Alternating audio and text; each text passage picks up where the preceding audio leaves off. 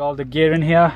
I've got a tail gear as well in my boot randomly as well. We'll explain that another day. We got some bushings to fit today. Yeah, the reason why the car's all packed up, I've actually been given use of a unit to do a few of these things we were talking about in the previous video. So the guys here at MPT, so they've got a ramp and everything's here just to use. So it's a Sunday, so we're going to bring the GTI in.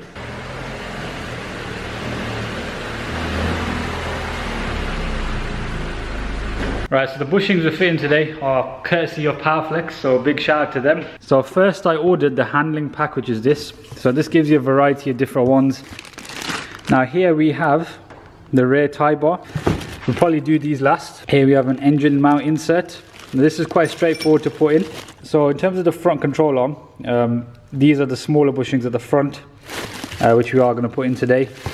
And we've also got, what else we got here? The other bushings in the control on the main big ones, which have been split on the car, but we're not using these today. The reason for that is I've actually gone and got this, which is actually the full unit rather than sort of taking out the existing one and yeah, fiddly. So what we've done is gone for the anti-lift kit. So this goes into the control arm, and so that ordinarily would go in there on the old one, but this is actually the regular one. This is the anti-lift kit, so it's got a few of the good stuff going on. But yeah, that's the goods anyway. I've got my tools here anyway. I've never done this before, so we'll give it a go. But yeah, it's just nice to be in an enclosed environment doing a bit of work. Of course, it's just me here by myself, so there's no banter like that I can crack with whoever's here. But yeah, we'll give it a go. Hopefully you guys don't fall asleep. If you do enjoy the videos and you don't tend to fall asleep, do make sure you do subscribe. Who knows, in the future we might have some big workshop and loads of crazy cars in the background. So yeah, the more you guys support, the more likelihood of that happening. But yeah, let's get the tools out and get the car up on the lift.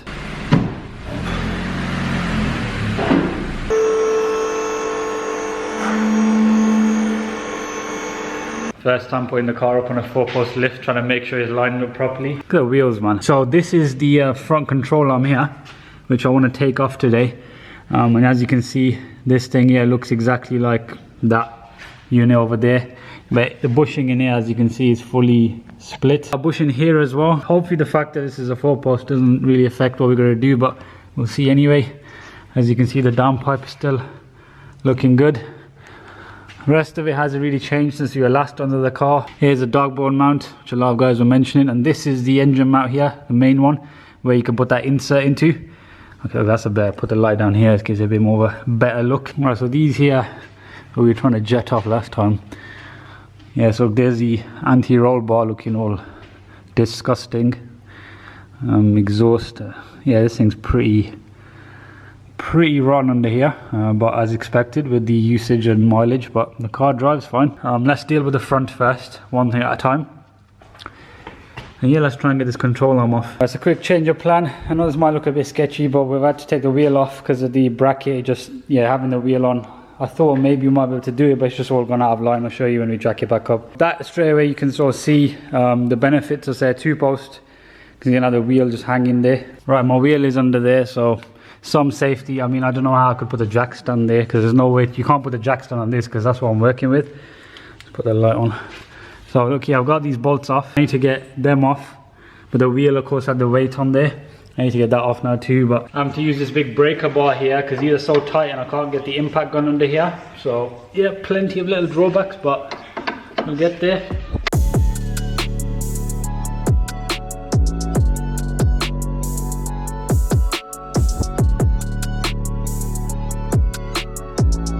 I'm gonna get a crowbar and basically yank it out, and then we'll just take that off and put it somewhere and just get the new bushings put in. That's going to be the annoying bit, I reckon. There is a little leak here from what I can see. I don't think it's oil in those pipes because it's just leaking on top of there.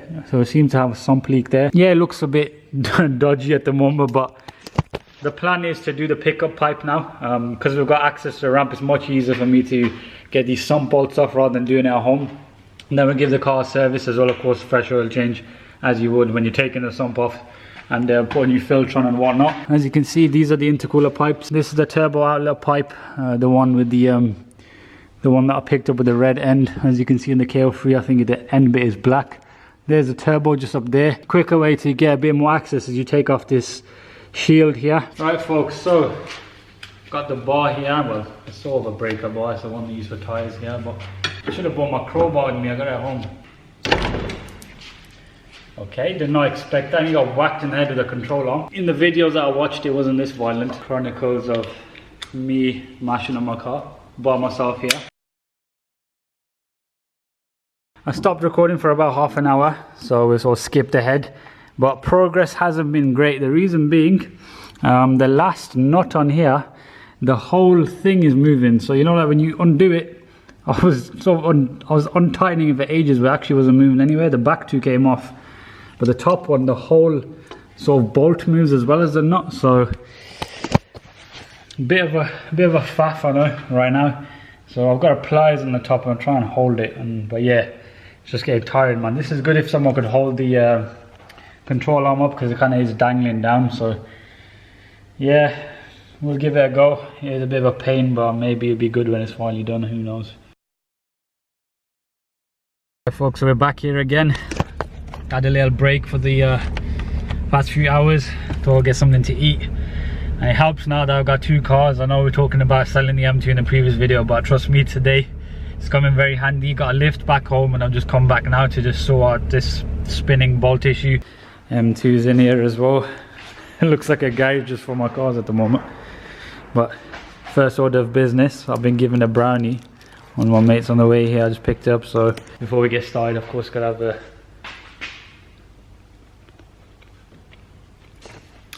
motivating food. I'm gonna do food reviews on this channel now. So I've been told to lock it at the top, but there's no grip at the top, so I doubt it'll do much. I'm gonna get a bit of help now. Local viewer Steve, he's coming down. He's got a few little bits with him, like a Dremel and stuff. I don't mind if I have to cut one of the bolts, because at least we can get the control arm in and get the car off the ramp. Of course, the main point of the video today is to get these lovely bits on from Powerflex. I'm gonna do one today and then call it a day, because it's just getting quite late now and we've got to head off. Not gonna lie, man, I had to drive with the new tyres which I put on yesterday. Gone for 275s now on the back. Yeah, I think we might just keep this one for summer at least. If that thing, because I have stuff like this with that car, just annoys me, and as I'm just without a car, it's going to be a bit of a pain. At least for the summer we'll keep it. That's what I'll say right now anyway. Right folks, so we're drilling the GTI now, just here with Steve and his son as well. They'll come down to help us out. So what we ended up doing is getting the Dremel out. You can even hear me. Right, so got halfway through, haven't we? That's right, that's halfway through.